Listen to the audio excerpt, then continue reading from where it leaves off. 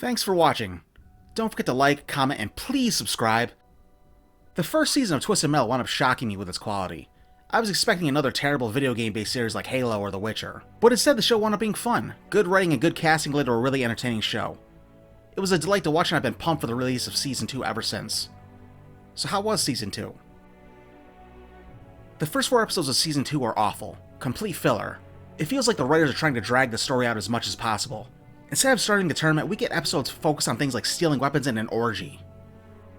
The show also feels cheaper and has more of a budget feel to it. In Season 1 you had John in a new place every episode. Now we have 4 episodes of John stuck in the middle of woods with his sister's gang. The level of acting talent also feels like a downgrade this season. Season 1 had Anthony Mackie, Thomas Hayden Church, Jason Mantzoukas, and Neve Campbell. In Season 2 only Mackie is back now. Jason Mantzoukas' preacher character has been replaced with a baby. Neve Campbell as Raven is gone, and instead we have Patty Guggenheim playing Raven. But she's not the same Raven, she's a different Raven who also happens to run New San Francisco. Get it?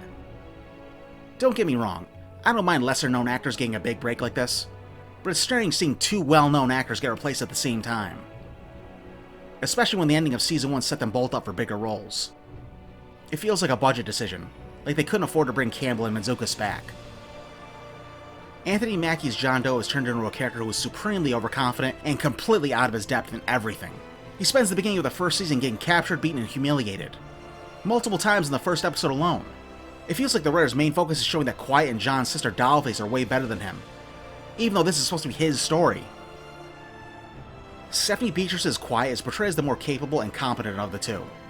She reunites with John by shooting and capturing him, then she beats him in a race even though he's been driving outside the walls his whole life.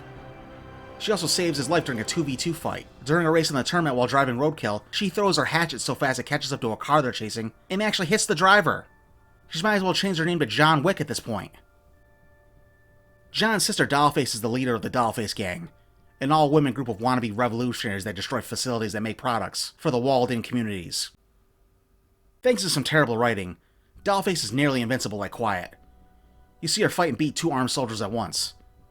And it's because she's a supreme fighting machine and not because the soldiers decide to use their rifles as clubs instead of shooting her. The show even has her beat Sweet Tooth in a fight.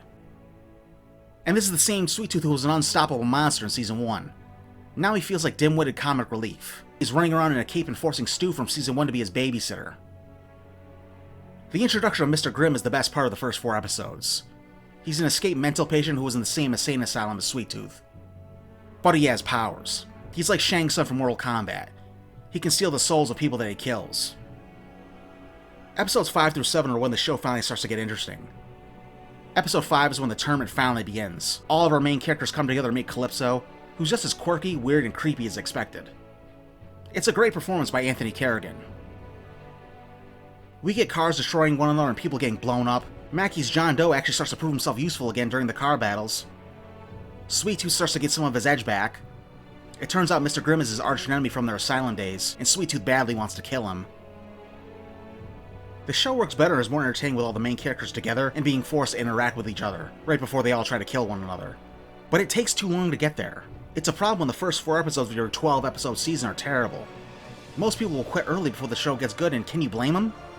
My recommendation, if you decide to watch Twisted Metal Season 2, just go right to Episode 5. The show will be better and you won't miss anything important.